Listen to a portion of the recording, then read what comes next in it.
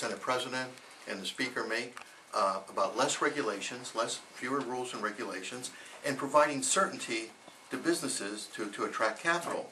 Now, the Creek Entertainment Group has come and invested $20 million into Gadsden County, but it's possible that the license may be revoked because of concerns about whether or not barrel horse racing is actually racing. I think that for everything we do in the state, I think that laws ought to be as clear as possible, and so people are not surprised. So people, it's not a positive if people go invest dollars and don't know whether something is in compliance with laws or not. I think it's incumbent upon everybody in the legislative process, and to the extent that I can have an impact on that, that it's clear what you can and can't do. But what about the investment already being made? I mean, it's like that money would just have been wasted. Well, what my job is to make sure that my agencies, comply with existing laws. And so, as you know, I don't get to write the laws, so there's 3 branches of government. The judiciary always remembers that. But they ought to make them as clear as possible. Governor, recently the Kappa Alpha fraternity at FSU has been suspended allegedly for a sexual battery taking place in their fraternity home. Are you going to step in the middle of their investigation and give a recommendation? Well, what I'm going to continue to focus on is what's in the best interest of FAMU, and I look forward to receiving the information on the when FDLE finishes their investigation. But my focus is on how we make sure that all the great things that FAMU has been involved in over the years continues. So you're saying you're not focused on what happened at FSU?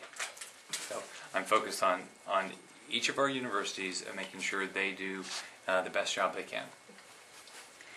Governor, I guess the question then, though, is you by doing what you've done, you have basically put yourself in a position where, so what happens if the board chooses to ignore your recommendation, as some people who are, some students and others are calling on them to do? What happens then if they ignore your recommendation? Deal with that when that happens. Who requested this meeting this afternoon? Did you or Dr. Ammons? I did.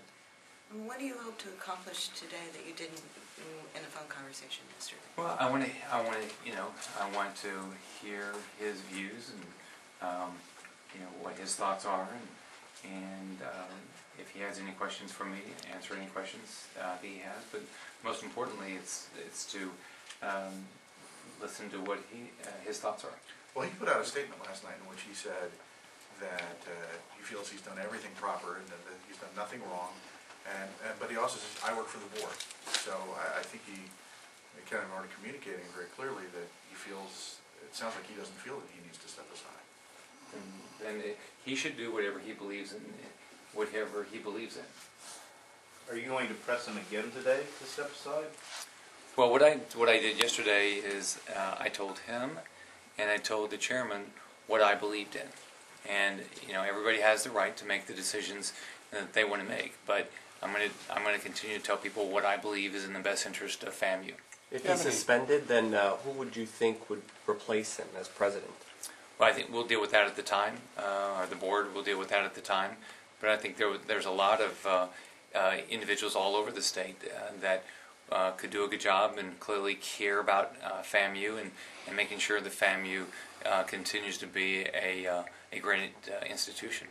If that's the case, under what set of circumstances could Dr. Ammons return? Well, the process should be that we go through the investigation, we see what happens in the investigation, and if he has no involvement in what happened, then he ought to be coming back.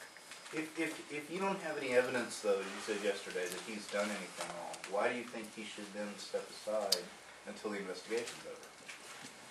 I believe that it's in the best interest of the institution that he step aside at this point to make sure everybody's comfortable that we have an investigation, that there's complete cooperation, that it's transparent.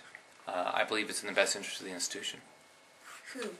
To make sure who's comfortable with that? I mean, the students are telling you they're comfortable with it. Is FDLE saying that he's blocking the investigation? Who needs to be made Or is comfortable? it you?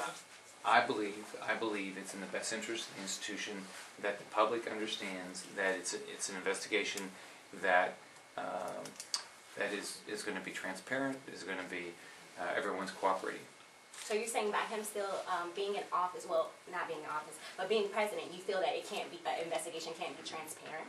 I believe that if he steps aside, that the public will feel more comfortable, students, faculty, supporters, alumni, that there's an unfettered investigation, and then we'll see what happens afterwards. We'll take one more question, guys.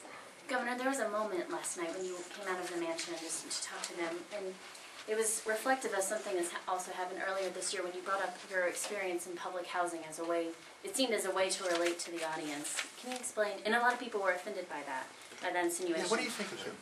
Well, as I've said, is when I came into office, I bring my background. All right, my background is a background that I've absolutely been blessed. I had great parents. They struggled financially. I started school living in public housing. I understand because of my background that if government does things that cause the cost of living to go up, it has an impact on families. I know that in my case that the opportunity to get an education was really important. I know in my case that the opportunity to get those early jobs where they didn't pay a lot of money, but I learned something all along, and I was able to get a better job as I got more experience and as I got an education was very important to me.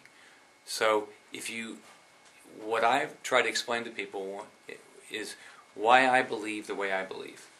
Right? My job is to do the best job I can in 3 areas. 1, make sure government's not involved in raising the cost of living in this state. It impacts families. 2, make sure that individuals have the opportunity to get an education. And 3, make sure individuals have the opportunity to get a job. And so that's the background I bring to the table. It's what I focus on every day. That's why I look at this chart right here and say that we're heading in the right direction. So I'm glad that's happening. We still have 900,000 people out of work. It's great that unemployment's come down from 12% down to 10%. I mean, I wish it was 5%, but we're making progress. I like the fact that my budget is focused on putting $1 billion additional dollars into our K through 12. The fact that we're focused on making sure our higher ed is going to be focused in areas where people can get jobs. Those are things that I care about. How is that But relevant your to the Hunter march Hiss-like last night? story is greeted with hostility. I mean, you used your story about your background in public housing, and it's greeted with hostility. I mean, what do you make of that? That's not. I mean, people come up to me all the time, and they are, they like the fact that I understand because they've dealt with the same issues I have. They know that because of that background, I know that the way to get ahead in this state and in this country is tied to education, tied to keeping the cost of living as low as possible, tied to making sure people can get jobs. So it's absolutely, people look at it as a positive. Governor, How what is do you that mean by relevant? this? How is that Twice when relevant? you addressed black groups, but Governor, twice when you addressed black groups, you brought up your public housing, and twice it was the same reaction. They felt like you were talking down to them or assuming that they were poor because they're black. It has nothing to do with your job creation or anything like that. I think you'd have to ask them. I'm gonna continue to tell people what I believe in. I care about the 19 million people that live in this state. Every day I get up and I focus on those 3 things, and it's because of what's happened to me in my lifetime. And so I'm going to continue to do that. If somebody wants to take it differently, they can take it differently. I'm still going to be who I am. All right, thank you so much, guys.